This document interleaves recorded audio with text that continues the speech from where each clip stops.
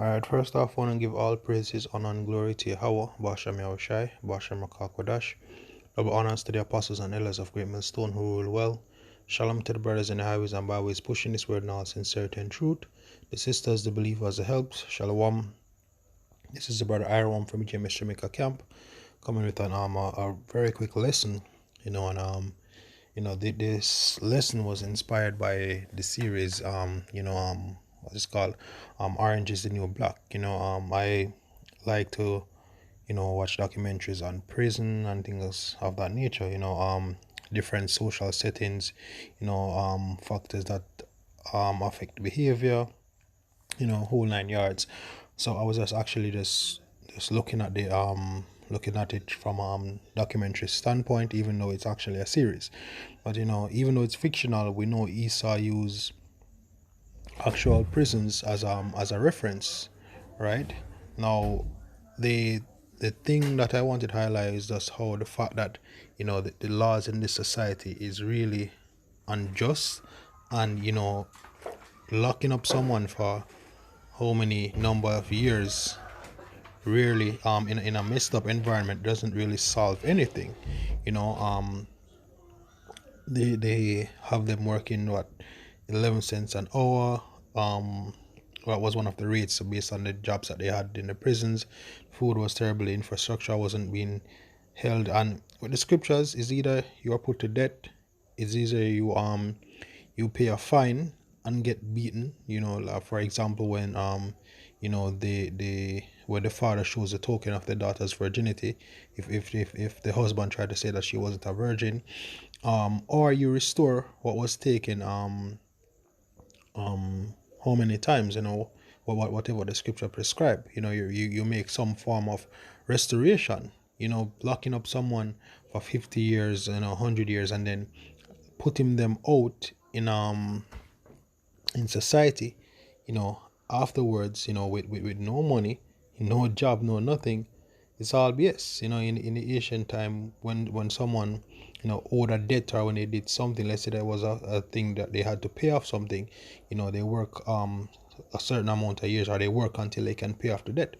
Not for a reduced rate, but the regular rate, until whatever they have paid, whatever the mark is. Once they reach that amount, and they pay off their debt, and then they're fine, right? But it's lucky for the long-windedness. Is just that so a lot of things coming to me in regards to the series. But the main point, right? One of the inmates, she looked like an Edomite, but it's not neither here nor there. She was explaining how she actually got into prison, right? And bear in mind that in some states, it's legal to grow marijuana. I think in all 50 states, you well, I think they have the right to bear arms in all states, as that's a part of the constitution, right? So there are various gun laws, but she had a gun, so she was well within her right, according to the system. And so what happened was, she was growing marijuana, which was legal, right? And she had a deer problem. The deer would come in and they would eat up the marijuana once it started to grow. And she tried many different remedies to scare the deer, or to get the deer away, but it just wasn't working. So what she did was, she actually had her gun, and she actually was waiting for the deer to come back so that she could kill it. Now, one of the nights she was there waiting, she heard rushing in the farm or whatever. She aimed, she fired, and it turned out to be a 8-year-old kid, right? Now, yes, a life was taken, but according to if it was being done by, if this was being judged according to the scripture, this person wouldn't be locked up for how many years. She wouldn't have been punished, or seen as an unjust person, because she wasn't, she didn't have any vengeance in her heart, or any hatred towards that kid. And that is why here, there's a city of refuge, right? And let's get that right. And this is why the scriptures is so perfect, because I know things like this happen to Jake all the time. You there are things that happen that you do, quote unquote, innocently, with no ill intent. Just, you can say, in all honesty, accidents that cost a life, and you're treated as if you're this evil person. Salakia. So let me get to the point. This is Numbers 35 verse 15. It says, these 6 cities shall be a refuge both for the children of Israel and for the stranger and for the sojourner among them, that everyone that killeth any person unawares may flee thither. Right? So our laws would actually account for such cases like that, for someone that killed someone by accident, as it says, if they kill someone unawares, they can actually go to that city for refuge. And there was a process as to how this would get done. Here in Babylon the Great, here in America, I'm not sure if this is a custom that takes place in the East, right? But to the best of my knowledge, if this was any other country, it will be the same, right? Now, it goes down to explain, what is considered to be murder. So I'm just gonna get to the point at verse 22, with which actually applies to not laying wait for someone.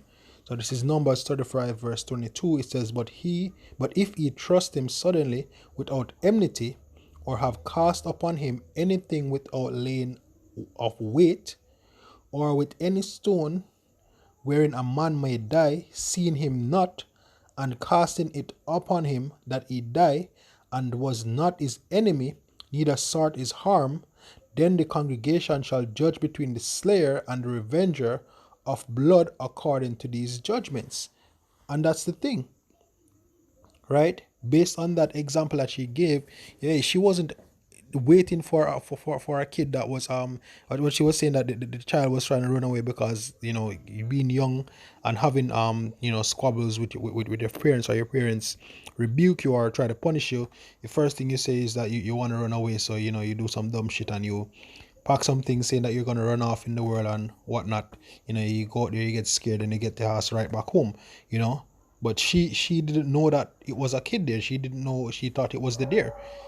So that would have been a case of someone of killing someone unawares, right? So she shouldn't go to prison for that.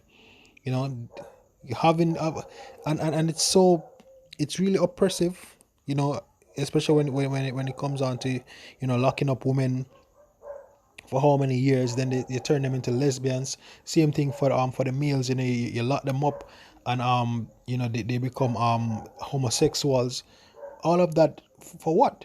Why keep someone in locked up for 50 years having nothing to do, you know and breathing that volatile building that volatile environment. Yeah, put them to, if it's a case, hey, it's pretty much their life gone. Giving someone 100 years and all that, they're pretty much dead. So just off with them and done. If they're a murderer, you put them to death. If they stole something, let them restore. It not that I'm looking for that in Babylon, but it just goes to show that these laws are just straight up BS. It has nothing to do with justice. It does not have anything to do with righteousness. It's all about free labor and making money, right? And also messing up people's lives, right? One of the characters were was released. Now imagine she working in the prison how long? 11 cents a hour. That means that you work a full day and you haven't made a dollar. She left the penitentiary owing them $900. And then on top of that, she had nowhere to go, she had no place to stay, no job, no money. And then they expect them to stay out of jail, knowing that the situation that they're sending me out is messed up. And she did something, she went back into jail and she was like, hey, out there I don't know how to play by those rules. It's all different. But in here, at least I have a bed, I'm not homeless. You have people saying that jail is better than actually living in the outside world, so to speak. because at least, there they have a bed, at least there they got food, at least they know the rules and how to operate within that environment. And it's really messed up. It's all BS. When you examine things that people are sent to jail for, it's all BS, and the so-called white man know it's all BS, right? And that is why this scripture is so true, right? This is Deuteronomy chapter 4, and let me start at verse 5. It says, "Behold, I have taught you statutes and judgments, even as Yahweh my power commanded me, that ye should do so in the land whither ye go to possess it." Right? And that is why the laws are so perfect. That is why the laws are so pure. Right? It says, keep therefore and do them, for this is your wisdom and your understanding in the sight of the nations, which shall hear all these statutes and say, surely this great nation is a wise and understanding people. Exactly. You having people, all male prison, all female prison, right? Humans with sexual urges, humans with certain needs, you don't provide them, well, some prisons provide conjugal visits, as they say, but I mean, that's just dark, yo. It's dark, it's evil, it's oppressive, because it really makes no sense. Because even in the event that someone did you wrong and they went to jail for it, 9 times out of 10, the person that the wrong was did to don't benefit half as much as even the state, right? Or any at all, and sometimes they don't benefit at all. They just know that, hey, this person is gone to prison, and that's it. No true vengeance, no true nothing, right? So let me go back to Numbers, and let's continue.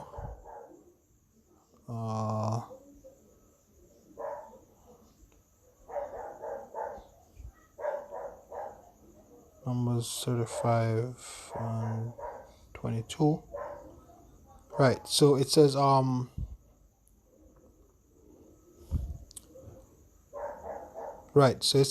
congregation shall judge between the slayer and the revenger of blood according to these judgments, and the congregation shall deliver the slayer out of the hand of the revenger of blood, and the congregation shall restore him to the city of his refuge, whither he was fled, and he shall abide in it unto the death of the high priest, which was anointed with the holy oil. And that's the thing, this happened.